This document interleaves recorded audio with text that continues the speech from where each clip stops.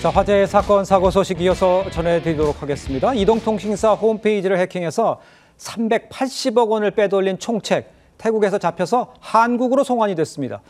BTS의 정국 씨도 이 조직에게 해킹을 당했다고요? 네, 그렇습니다. 네. BTS 정국뿐만 아니라 대기업 회장 그리고 벤처기업 대표같이 사회 저명 인사들이 이 피해 대상이 됐는데요. 네. 특히 BTS 정국 같은 경우 지난해 1월이었습니다. 정국의 증권 계좌에서 하이브 주식 약 33,500주가량이 돌연 빠져나간 겁니다. 예. 누군가 정국의 명의를 도용해서 당시 주가로 약 84억 원가량의 주식을 탈취한 건데요. 이 시기가 정국이 약 한 달 전에 군대에 입대했던 그런 시기였습니다. 수상한 거래라고 판단했던 이 정국의 소속사 측에서 네. 즉시 이 계좌 지급을 정지하면서 금전적인 피해로까지는 이어지지 않았습니다. 예. 그리고 또 이런 수상한 거래 또 있었는데요. 2023년 10월에 이동채 전 에코프로 회장의 주식 계좌에서도 23억 원 상당의 주식이 매도되는 일이 있었습니다. 예. 이 시기가 이 전 회장이 당시 자본시장법 위반 등의 혐의로 수감돼 있던 상황이었어요. 그런 와중에 누군가 이 전 회장의 명의를 도용해서 주식을 매도한 뒤에 다른 계좌로 옮기려고 했던 그런 시기였습니다. 네. 이 에코프로 측이 이 전 회장 이 모든 계좌에서 지급 정지를 걸고 인출을 막을 수 있었는데요. 반면에 배재현 전 이 카카오 투자총괄 대표 같은 경우도 자본시장법 위반 혐의로 수감돼 있던 시기에 지난해 초였죠. 이 개인정보를 해킹당하면서 수억 원대의 자금이 인출됐던 것으로 확인됐습니다. 그렇군요. 지금 보셨습니다만 피해 금액이 아주 엄청난데 자산가들을 일부러 노리고 이 범죄를 저지른 것 같아 보이긴 합니다. 수법도 치밀하고 또 대담했다고 하는데 도대체 어떤 방법을 통해서 이렇게 한 겁니까? 네, 총책 A씨가 2023년 8월부터 지난해 1월까지 네. 이 태국 등 해외에서 해킹 범죄 단체를 조직했습니다. 그리고 이동통신사 홈페이지 등에 침입해서 신분증 정보를 비롯한 개인정보 등을 빼돌린 건데요.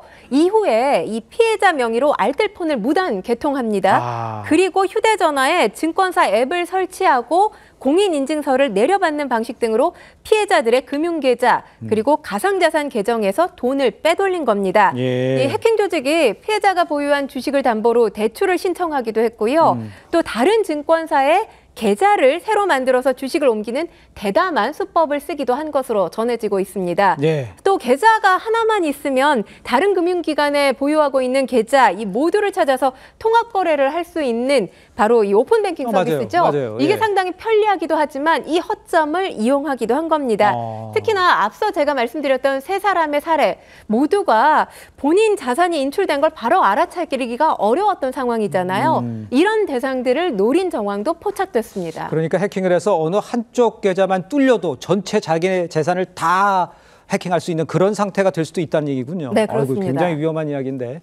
자, 이 해킹 조직 총책이 외국인이고 또 계속해서 해외에 도피를 했기 때문에 송환이 쉽지 않았을 것 같은데 어떻게 잡혔고 또 어떻게 왜 우리나라로 송환이 됐는지 이거 좀 설명해 주세요. 일단 법무부가 인터폴 등과 협력을 했고요. 네. 그러면서 A씨의 행방을 쫓던 중에 지난 4월에 태국에 있다는 사실을 알게 됐습니다. 이후에 태국 현지의 검사와 감사관으로 구성된 출장단을 보냈고요. 네. 이 태국 대검찰청과 경찰청 담당자들을 직접 만나서 송환 방법 그리고 송환 시점을 협의했습니다. 네. 긴급 인도 구속 청구라는 걸 했는데 긴급 인도 구속 청구가 어떤 거냐면 정식적으로 범죄인 인도 청구를 하기 전에 범죄인 신병을 우선 확보해달라 이렇게 요청하는 겁니다. 이 청구를 통해서 법적 절차를 밟았고요. 약 4개월 만에 태국 당국의 협조로 이 강제 송환하는 데 성공을 한 겁니다. 예. 그러니까 해외 도피 중에 태국에 입국한 사실을 파악한 거고요. 현지 당국과 긴밀하게 협력해서 공식적인 절차를 밟아서 신병 확보에 송환 절차 성공적으로 밟은 건데요. 네. 현재 공범 소재도 파악 중인 것으로 알려졌습니다.